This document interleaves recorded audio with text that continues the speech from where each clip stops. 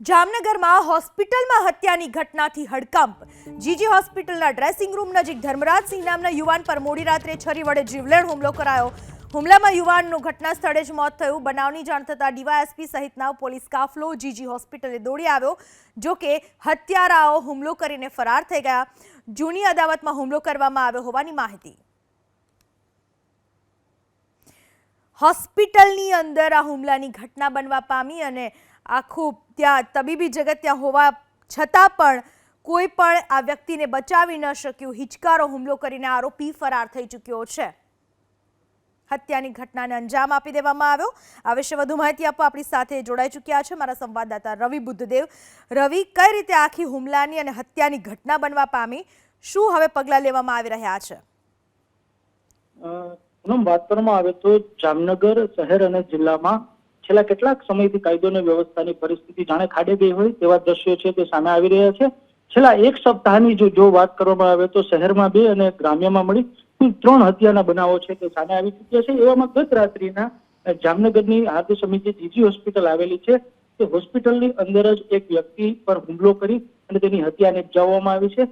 હોસ્પિટલની અંદર જ હત્યાનો જે બનાવ સામે આવ્યો છે તેનાથી ચકચાર મચી જવા પામી છે। મોડી રાત્રિની આ ઘટના બાદ પોલીસ કાફલો છે તે ઘટના સ્થળે દોડી ગયો હતો અને કયા કારણોસર આ હુમલો કરી અને હત્યા નિપજાવવામાં આવી છે તે અંગેની તપાસ છે તે હાથ ધરવામાં આવી રહી છે। આભાર આપનો તમામ માહિતી બદલ। તો જીજી હોસ્પિટલની અંદર આ પ્રકારની ઘટના બનવા પામી કે જેમાં એક વ્યક્તિને હત્યા કરીને મોતને ઘાટ ઉતારવામાં આવ્યો। જૂની અદાવતમાં આ ઘટના બની। સવાલ એ થાય કે કાયદો અને વ્યવસ્થાની સ્થિતિ કેટલી હદે કથળી ગઈ કહી શકાય।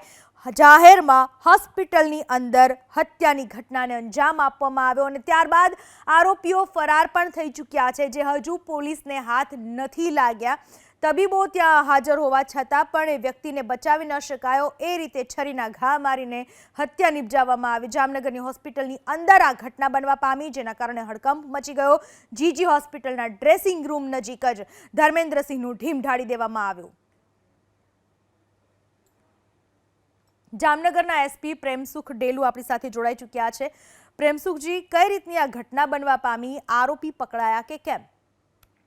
આ જે ઘટના છે આ રાત્રિમાં લગભગ 1:30 વાગ્યાના આસપાસ હતી અને આ ઘટનામાં જે મરણ જનાર છે આ જો સાયકોલોજીકલ અને દવાઓ ચાલતી હતી અને એ થોડા માનસિક જે હતા અને બીમારી હતી તો એ ઘણા વખત આનો જે મર્ડર કર્યો છે એ પણ આના ફ્રેન્ડ અને આના સાથે રહેવા વાળા છે અને પેલા ઝઘડ્યા અને ઝઘડીને પછી એ હોસ્પિટલ ગયા તો હોસ્પિટલમાં પાછળથી આવી અને ત્યાં આનો જે છે આના ઉપર છરીનો ઘા કર્યો તો આ ઘાથી આની ડેથ થઈ છે અને પોલીસની જે કાર્યવાહી છે આ ચાલુ છે અને રાત્રિમાં અમે બધી જે એલસીબી અને ડીવાયએસપી અને અમે જાતેથી બધી જગ્યા જે કાર્યવાહી છે અમારી ચાલુ છે અને આરોપી પણ અમે ડિટેન કરી।